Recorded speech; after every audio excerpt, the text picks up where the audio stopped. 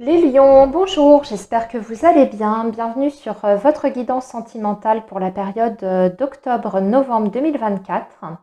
Donc comme vous pouvez voir, j'ai déjà préparé votre tirage. Je vais vous expliquer comment j'ai procédé. Alors déjà dans un premier temps, j'ai repris vos énergies qui étaient sorties dans votre guidance générale du mois d'octobre. Avec l'oracle bleu, on avait déjà eu un premier message. Là, le but, ça va être de rentrer dans le détail, de voir comment ces vibrations vont se matérialiser pour vous durant toute cette période. Alors, d'un côté, on a les lions qui sont célibataires ici. Et pour ce groupe-là, ce sera donc toutes les personnes qui sont dans un lien. Peu importe que vous soyez sous le même toit, que vous soyez à distance, en triangulaire, en rupture de communication, vous avez quelqu'un en tête. Et vous voulez savoir du coup comment les choses vont évoluer entre vous. Alors, avec les énergies de votre tirage général, ce qui était ressorti, c'était la communication, enfin le message, la fidélité et la mère. Et je vous avais dit que ce serait une période où vous allez de toute façon privilégier la communication, les échanges, les discussions en profondeur. Hein. On va bien sûr aborder tout ce qui est le domaine émotionnel et les sentiments. Donc peut-être qu'on va davantage se livrer sur ce qu'on ressent. En tout cas, on va exprimer les choses sur cette période du mois d'octobre et novembre. Et ça peut peut-être secouer un petit peu. C'est ce que je vois au niveau de vos énergies. Mais au moins, les choses seront dites et seront exprimées. Alors, comment ça va se traduire? Donc, on va commencer par les lions qui sont célibataires. Bon. Alors, ce qui apparaît pour vous, c'est que vous pourriez être attiré par une personne. Alors là, ça peut être en miroir, ce que je vais vous dire. Soit vous avez une attirance pour quelqu'un que vous côtoyez déjà, ou peut-être même qui n'est pas encore là, mais durant ce mois d'octobre et novembre, vous pourriez croiser le chemin d'une personne qui suscite votre intérêt, réveille en tout cas quelque chose en vous. Par contre, ce qu'on voit, c'est que vous avez comme un blocage. Peut-être que vous avez du mal à initier quelque chose avec cette personne ou à aller vers cette personne. On dirait qu'on garde les choses pour soi. Il y a plusieurs raisons à ça. Soit vous êtes actuellement encore dans une situation de séparation, de divorce. Peut-être que vous avez rompu aussi récemment à millions avec quelqu'un et qu'il y a un deuil ici qui n'est pas encore complètement fait. Ou bien vous savez que cette personne qui vous attire est dans la situation que je viens de décrire. C'est-à-dire que vous savez que cet homme ou cette femme vient tout juste de se séparer et vous n'êtes pas certaine que cette personne soit complètement disponible pour recommencer quelque chose avec quelqu'un de nouveau. Donc j'ai l'impression que durant un petit moment, va y avoir comme une période un peu de flottement où on se regarde mutuellement d'ailleurs, parce que je pense que l'attirance de toute façon elle est réciproque. On se regarde du coin de l'œil, peut-être qu'on se parle, peut-être qu'on se dit certaines choses, mais on n'aborde pas le sujet de fond, c'est-à-dire cette ambiguïté qui commence à s'installer entre vous.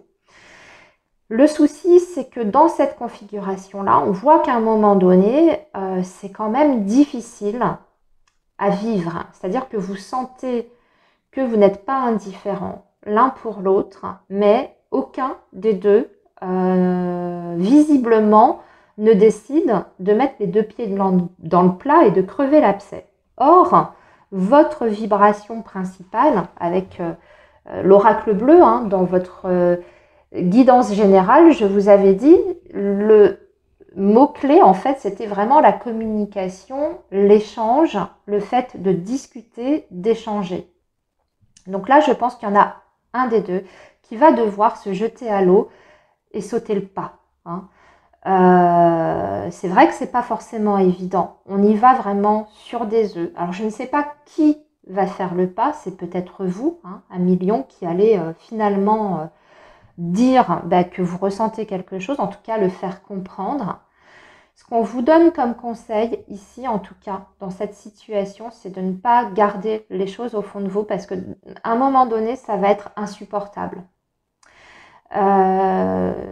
Quitte à ce que vous vous preniez, voyez, un vent ou que ça ne fonctionne pas, que cette personne vous dise non, c'est pas possible, je suis pas encore prêt, etc. Mais il faut faire quelque chose parce que, voyez, vous avez le serpent entre vous, donc ça veut dire que ça devient, à un moment donné, presque malsain. Le fait que vous n'osiez pas exprimer les choses. Alors moi, je sais pas, c'est peut-être quelqu'un qui fait partie de votre entourage amical, c'est peut-être un voisin, pour d'autres ça peut être un collègue de travail, hein. Mais on dirait que ça impacte en fait votre équilibre émotionnel et que ça vous fait cogiter dans tous les sens et puis ça peut même vous perturber très profondément, hein.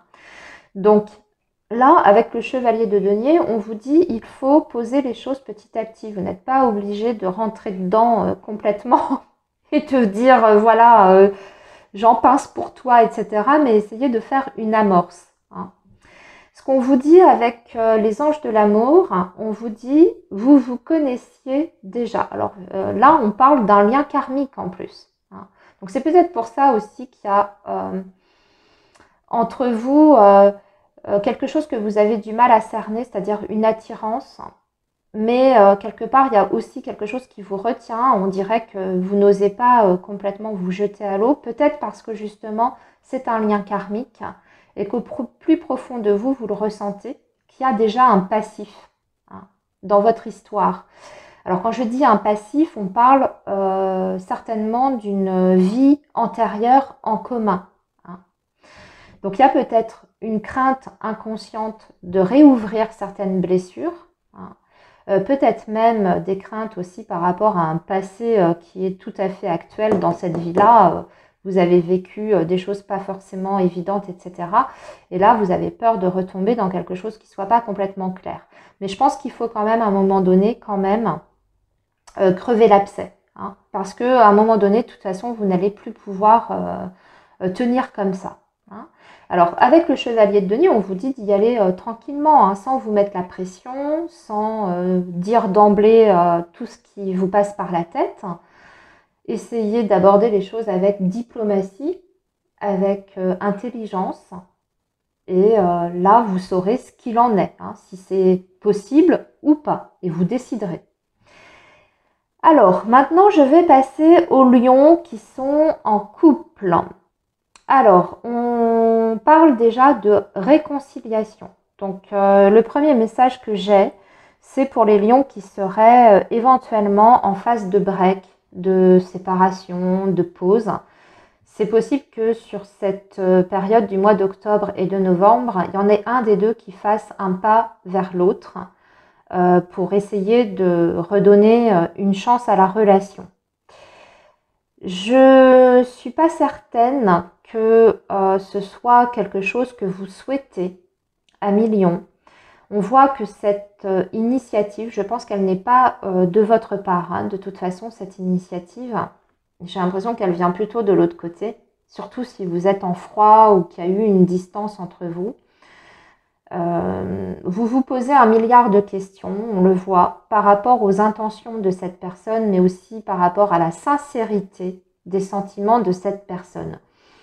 Je pense qu'il y a un passif entre vous, c'est quelqu'un qui a peut-être mal agi, qui a même été voir ailleurs ou qui a eu des comportements pas très très sérieux vis-à-vis de vous. C'est peut-être quelqu'un qui a pas mal papillonné, qui vous a peut-être même menti, trompé, ce genre de choses.